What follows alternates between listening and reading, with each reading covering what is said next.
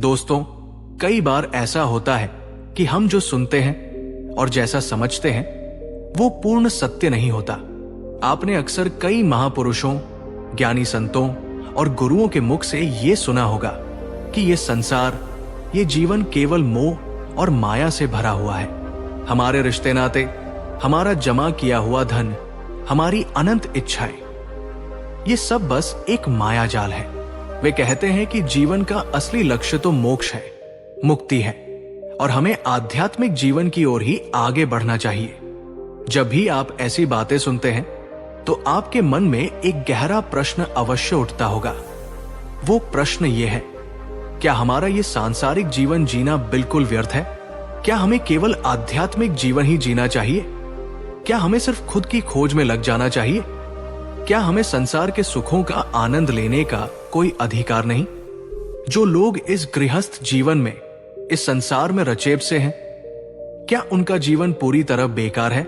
जरा सोचिए, किसी को अपने वृद्ध माता पिता के इलाज के लिए धन कमाना है तो कोई अपने परिवार को सुखी देखना चाहता है, कोई अपने बच्चों के भविष्य की चिंता में दिन रात एक कर रहा है, तो कोई अपने लिए एक मुकाम हासिल करना चाहता है, नाम कमाना चाहता है, कोई अपनी प्रेमिका को खुश रखना चाहता है तो कोई अपने प्रेमी को पाना चाहता है। किसी की चाहत बड़ा आदमी बनने की है तो कोई राज करना चाहता है, और कोई बस एक साधारण और शांत जीवन जीना चाहता है। हम सभी के अपने अपने सपने हैं, तरह तरह के विचार हैं, और जीवन में कुछ न कुछ पाने की चाहत है। परंतु जब ये ज्ञानी पुरुष हमारे सामने आते हैं तो अपनी बातों से हमारे इन सपनों को तोड़ मरोड़ कर रख देते हैं। जब वे कहते हैं कि संसार व्यर्थ है, खुद को जानो, आध्यात्मिकता की राह पर चलो, तब हमारे मस्तिष्क में द्वंद्व युद्ध छिड़ जाता है।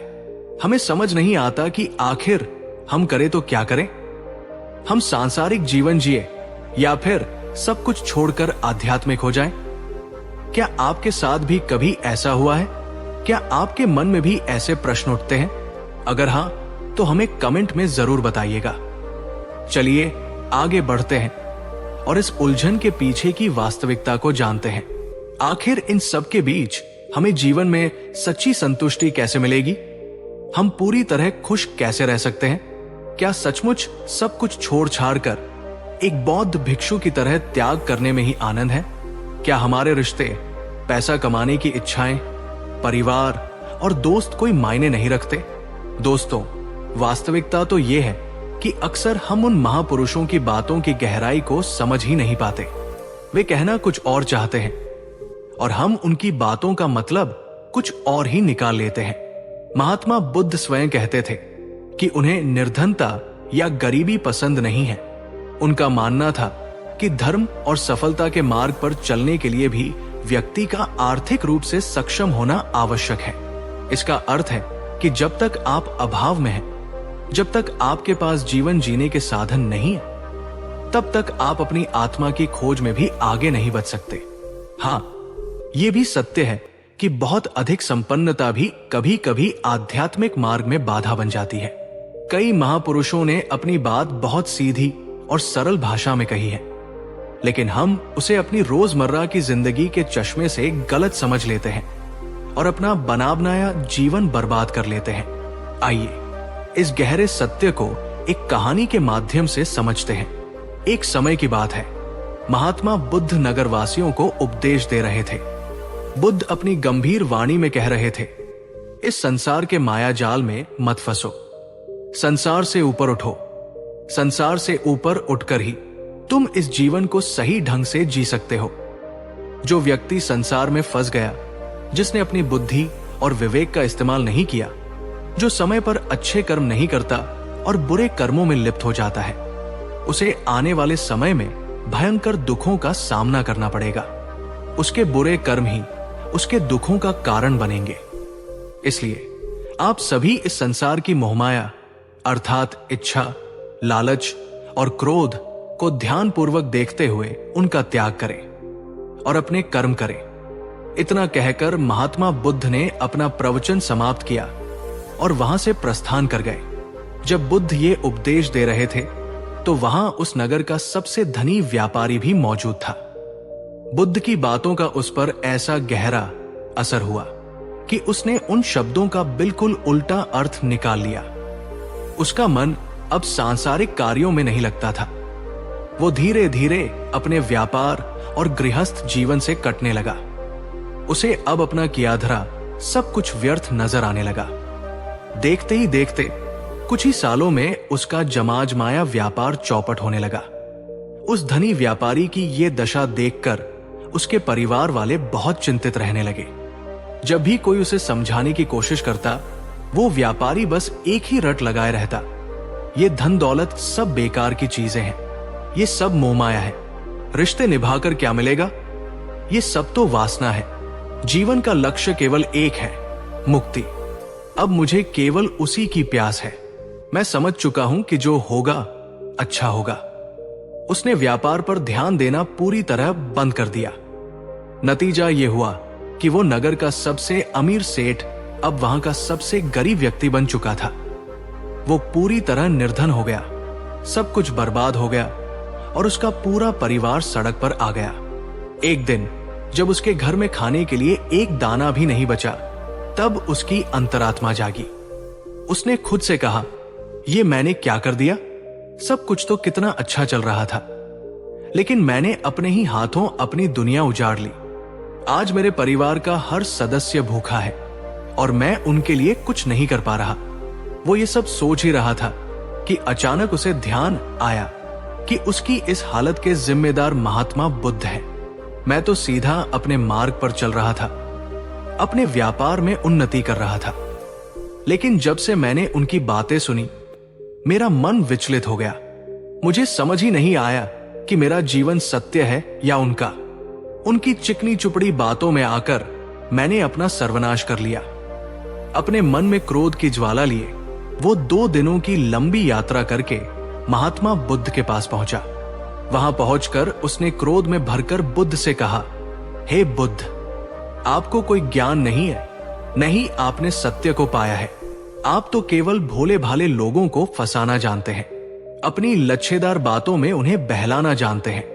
आप सीधे सादे लोगों का फायदा उठाकर अपनी प्रसिद्धि और प्रशंसा करवाते हैं। वो रुका नहीं, आगे बोला, आप हमें ऐसे सपने दिखाते हैं जो कभी पूरे नहीं हो सकते। मैं भी ऐसा ही एक सीधा साधा व्यक्ति था। मैं उस नगर का सबसे धनी सेठ था। आपसे मिलने से पहले मेरे पास धन की कोई कमी नहीं थी, सारे ऐशो आराम थे। लेकिन जब से मैंने आपका उपदेश सुना, मैं इतना प्रभावित हुआ कि मैंने सब छोड़ दिया, संसार की सारी तथाकथित मोहमाया त्याग दी। और आज देखिए, आपकी वजह से मेरा पूरा परिवार भिखारी बन चुका है। हम एक छोटी सी कुटिया में रहते हैं और दाने दाने को तरसते हैं। मेरी इस बर्बादी के जिम्मेदार केवल आप हैं। उस व्यक्ति का आक्रोश देखने के बाद महात्मा बुद्ध शांति से मुस्कुराए और बोले, मित्र, शांत हो जाओ। मुझे बताओ कि आखिर तुम्हारे साथ क्या हुआ और तुमने मेरी बातों का क्या मतलब निकाला। व्यक्ति ने अपनी सारी आपबीती बुद्ध को सुना दी और अंत में पूछा, आप कहते हैं कि धन दौलत की इच्छा, कामना और वासना बुरी है। आप सांसारिक जीवन को बुरा बताते हैं और खुद भिक्षा मांगते हैं। मेरा एक प्रश्न है, इस आध्यात्मिक जीवन से हमें क्या मिलता है? मैंने जब से ये रास्ता चुना, मुझे केवल दुख ही दुख मिला है। मैंने अपना सब कुछ खो दिया। क्या आप लोगों को झूठा सुख दिखाकर अंधकार में नहीं धकेल रहे? क्या ये वास्तविकता नहीं है? बुद्ध ने सौम्यता से कहा, बेटा, तुम बहुत दूर से आए हो और थके हुए हो, अभी विश्राम करो। रात्रि में मैं तुम्हारे सभी प्रश्नों का उत्तर दूंगा। व्यक्ति ने पहले तो इनकार किया, लेकिन बुद्ध के प्रेम पूर्वक आग्रह करने पर वो मान गया और आश्रम में विश्राम करने लगा। रात्रि के समय बुद्ध उस व्यक्ति के पास गए और बोले, बेटा, आज मैंने किसी की एक विचित्र बात सुनी। वो कह रहा था कि एक हाथी अपने पंख फड़फड़ाते हुए हवा में उड़ रहा था। उसने तो ये भी देखा कि एक बड़ी मछली अपने पैरों से जमीन पर चल रही थी और एक कुत्ता समुद्र की गहराइयों में सांस ले रहा था। इतना कहकर बुद्ध चुप हो गए। उस व्यक्ति ने उत्सुकता से पूछा, हे तथागत, उसके आगे क्या हुआ? आप चुप क्यों हो गए? बुद्ध ने उसे समझाते हुए पूछा। बेटा, क्या तुम्हें लगता है कि ऐसा वास्तव में हो सकता है? व्यक्ति ने तुरंत जवाब दिया, बुद्ध, अगर आप कह रहे हैं तो ये अवश्य ही सच होगा। आप इतने बड़े ज्ञानी हैं, आपने सत्य को पाया है, आपके मुख से निकला हर शब्द सत्य ही होगा। तब बुद्ध मुस्कुराए और बोले, बेटा, क्या तुमने कभी अपनी आंखों से किसी हाथी को पंखों के साथ हवा में उड़ते देखा है? व्यक्ति बोला, तथागत, मैंने तो कभी नहीं देखा। बुद्ध ने पूछा, तो तुमने मुझसे प्रश्न क्यों नहीं किया कि आखिर वो हाथी आकाश में कैसे उड़ सकता है? व्यक्ति ने सिर झुकाकर कहा, हे तथागत, आपके मुख से सुनकर मुझे लगा कि ये परम सत्य ही होगा, इसलिए मैंने एक बार भी प्रश्न नहीं किया। तब बुद्ध ने उसे गंभीर होकर समझाया, यही तुम्हारी भूल है। कभी किसी की बातों पर आंख मूंद कर भरोसा मत करो, बल्कि खुद विचार करो। स्वयं सोचो कि उस बात में कितनी सच्चाई है। जो व्यक्ति कह रहा है, हो सकता है वो कुछ और कहना चाहता हो और तुम उसका अर्थ कुछ और निकाल रहे हो। कम से कम तुम्हें एक बार प्रश्न करके समझना तो चाहिए था। बुद्ध ने आगे कहा, अगर तुम मुझसे पूछते तो मैं तुम्हें बताता कि एक छोटा बच्चा अपने खिलौनों के साथ खेल रहा है।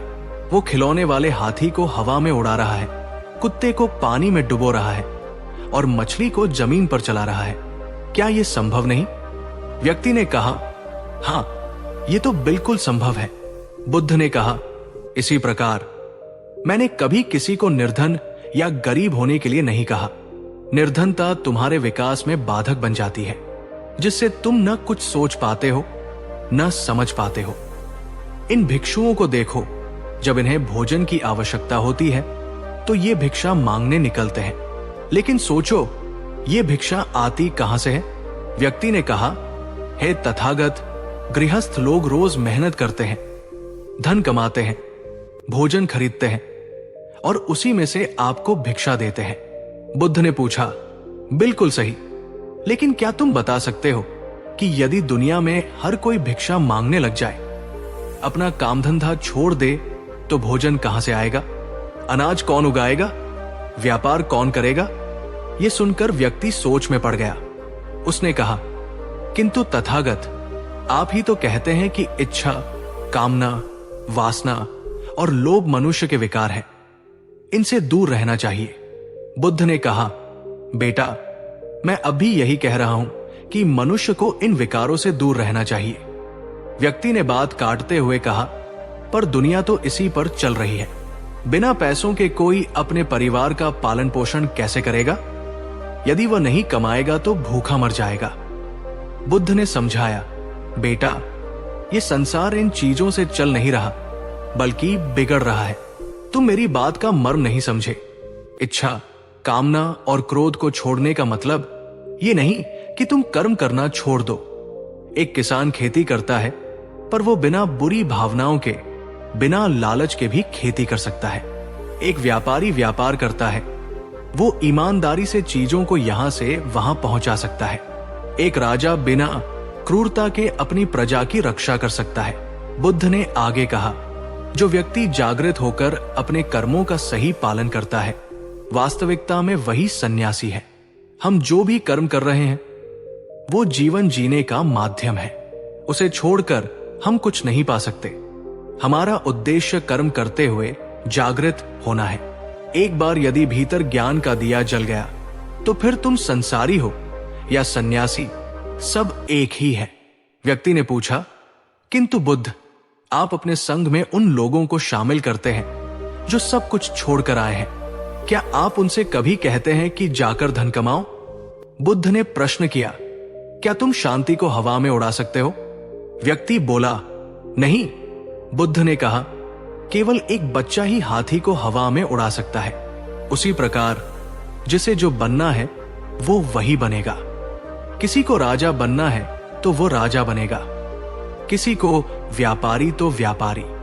लेकिन यदि किसी को पूर्ण आत्मज्ञान चाहिए तो उसे सब कुछ त्यागना भी पड़ सकता है।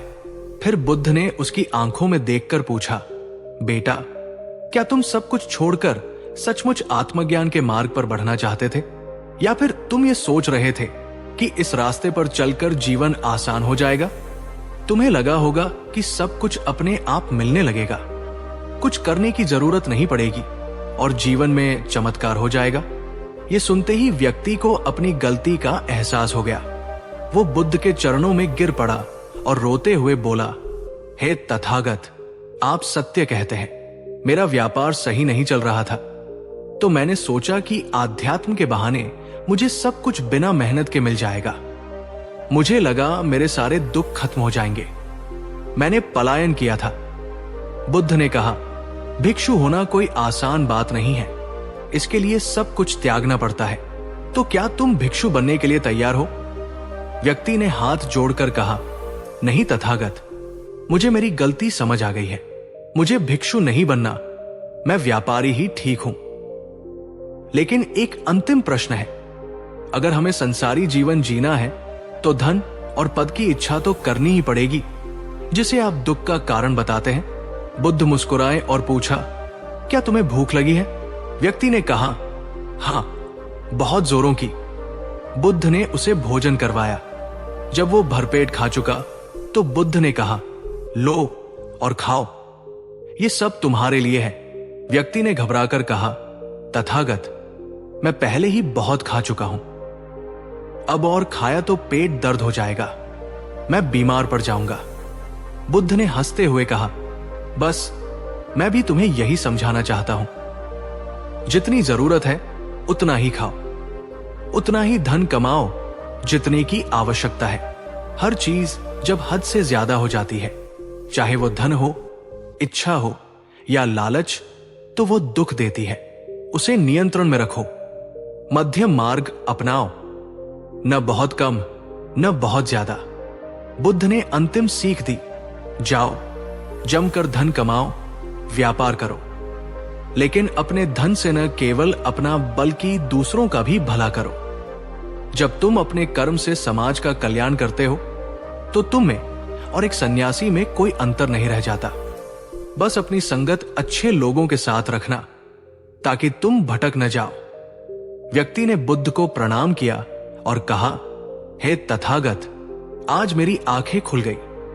हाथ पैर चलाना छोड़ने से नदी की धारा हमें बहा ले जाएगी, तैरना तो खुद ही पड़ेगा। मैं वचन देता हूं कि मैं एक ईमानदार व्यापारी और एक अच्छा इंसान बनकर दिखाऊंगा। दोस्तों, इस कहानी का सार यही है, अक्सर जब हमारा वक्त बुरा चलता है तो हमें लगता है कि संसार व्यर्थ है और हमें आत्मज्ञान चाहिए, लेकिन वो आत्मज्ञान नहीं बल्कि हमारी हताशा होती है। सच्चा अध्यात्म वह है जो हमें अपनी जिम्मेदारियों से भागना नहीं बल्कि उन्हें और बेहतर ढंग से निभाना सिखाता है। जो लोग कर्म करते हुए जागृत रहते हैं वे जीवन की हर परिस्थिति में अपनी मंजिल पा ही लेते हैं। दोस्तों, वीडियो को अंत तक देखने के लिए बहुत बहुत धन्यवाद।